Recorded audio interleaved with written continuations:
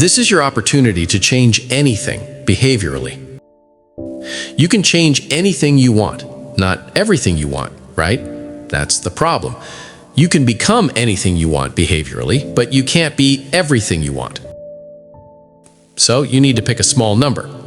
What would have to happen at the end of next year to look back and consider this year a success?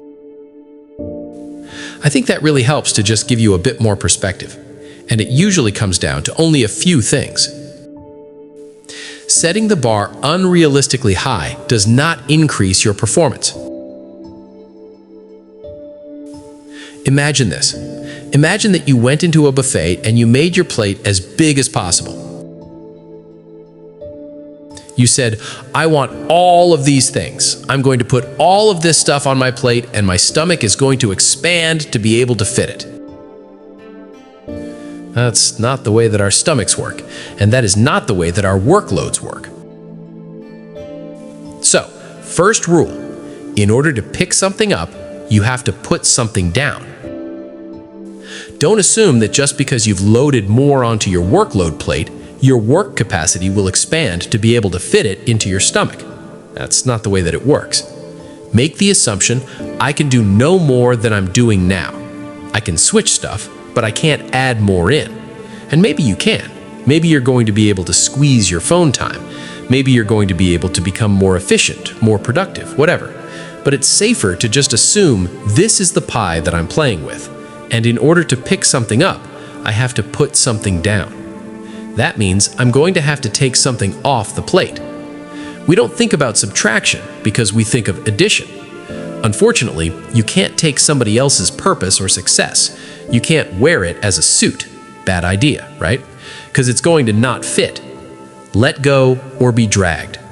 That means if you're not careful with how you design what it is that you chase after, you can spend your entire life realizing that you climbed a huge ladder that was leaning up against the wrong wall. The big picture goals are going to be hard for you to get to. But if you just think 1 year ahead, okay, now we can start to talk about a plan to do that. If I could only achieve one thing today, start of every day. If I could only achieve one thing today, what would that be? And it's the big thing. It's usually the scary thing. It's usually the thing that you probably don't want to do. How many times does someone go and clean the cupboard in the kitchen that hasn't been touched for 6 months? Rearrange all of the plates? Because they don't want to have that conversation with their boss. Because they don't want to face that particular piece of work, right? It's like big and scary, and I don't really know how to tackle it, how to begin. You will do everything that doesn't need to be done in order to avoid the one thing that does. It's because it's a big, scary task that people will endure months, years, decades of misery to avoid a couple of days of pain. And that makes sense. It's a good trade in some ways. But over time, you're going to accumulate an awful lot of discomfort permanently. Being busy stops you from being able to listen to fleeting thoughts that are in the back of your mind. And that quiet voice is usually the really powerful one. The answers you seek are in the silence you're avoiding. So, lessons about problems and stress. Number 1, problems are a feature of life, not a bug. And there will never come a time when you have no problems. What, did you think you were going to wake up one day and there'd be no more problems? Like completing a video game level and going to a map where there's nothing there, right? Things are always going to incur problems. Your problems will change, but having problems is going nowhere. Number 2, whatever negativity is consuming your thoughts probably won't matter in 3 months' time. Like in 3 months, you won't remember the corrosive texture of your own mind, or the boring, repetitive things that you thought, or maybe even what you worried about. Think, what were you worrying about 3 months ago, right now? Can't remember? Probably can't remember. But all of the time that you spent worrying will have passed. So you're sacrificing your joy and your presence in the moment for a problem that you won't even be able to recall in the future. So learning comes from the edges. Number 3, change is uncomfortable, and it rarely occurs without a lot of stress. Learning comes from the edges. From the edges.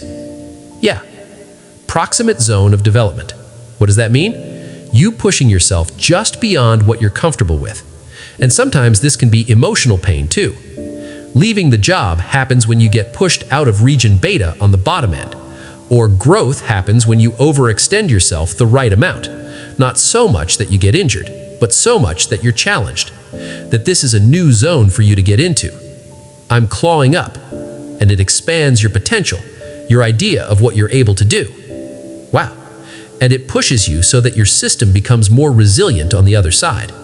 And many of the periods of radical, important change that you have had in your life have only occurred because of severe challenges you faced. Like, look back. Almost all of the big periods of growth in your life have germinated from your lowest points. In retrospect, would you have avoided them if you could? Probably not. So, yeah, this challenge is a gift. You can lean into discomfort as if you invited it through the door. It's like, oh, that. Hello. When we talk about metrics of success, you talk about observable metrics and hidden metrics of success. Yeah. So a lot of the time, we'll trade a hidden metric for an observable metric. Something that's observable would be your job title, what your salary is per year, how many people you know, your bank balance, the size of your house, the car that you drive, things people can see. Yeah, of course. The only way that your success can be judged is outwardly. So naturally, we trade something that people can't see for something that they can see.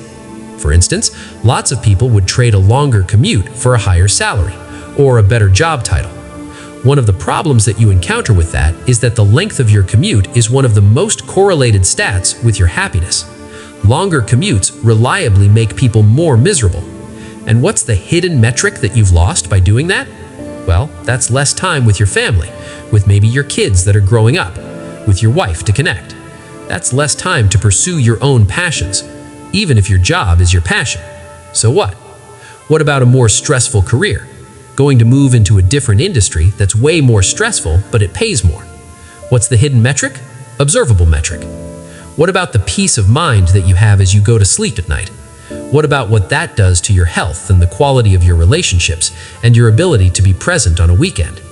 So you're not able to turn your phone off because your last job was 9 to 5, but this one is 24/7. Well, it's difficult to say because you're like, people want and need real resources.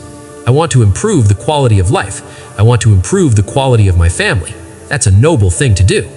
But after a while, you have to admit, if you already live a comfortable quality of life and you trade your happiness or your peace in order to get more, you're making a bad choice because you're going to sacrifice something that you want, which is happiness, peace, connection, for something that's supposed to get the thing that you want. There's a wonderful idea called productivity dysmorphia. So it's the inability to see your own success. So it's like to acknowledge the volume of your own output. And so it sits at the intersection of burnout, imposter syndrome, and anxiety.